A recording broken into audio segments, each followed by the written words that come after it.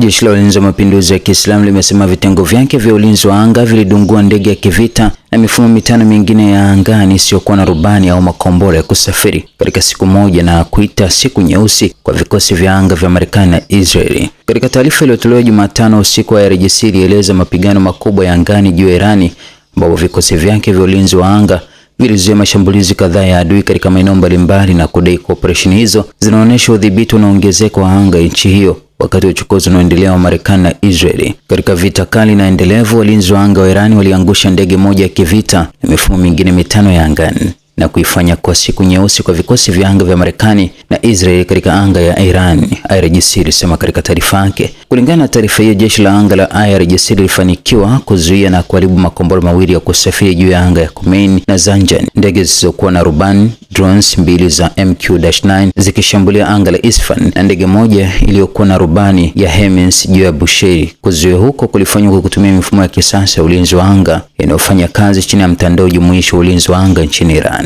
IRGC pia ilisema kuwa vitengo vyake vya ulinzi wa anga vya angani vilifanikiwa kuangusha ndege ya kivita adui katika eneo la kati mwa Iran. Iliongeza kuwa kwa ufuatiliaji unaoendelea wa ubunifu endelevu na sahihi wa vikosi vya ulinzi wa angani vya Iran, anga ya nchi hiyo itazidi kuwa hatari kwa ndege za adui. Marekani na utawala wa Israeli walizindua kampeni kubwa ya kijeshi isiyoungwa mkono dhidi ya Iran kufuatia mauaji ya kiongozi wa mapinduzi ya Kiislamu Ayatollah Sayyid Ali Khamenei pamoja na makamanda kadhaa waandamizi wa kijeshi na raia mnamo Februari 28.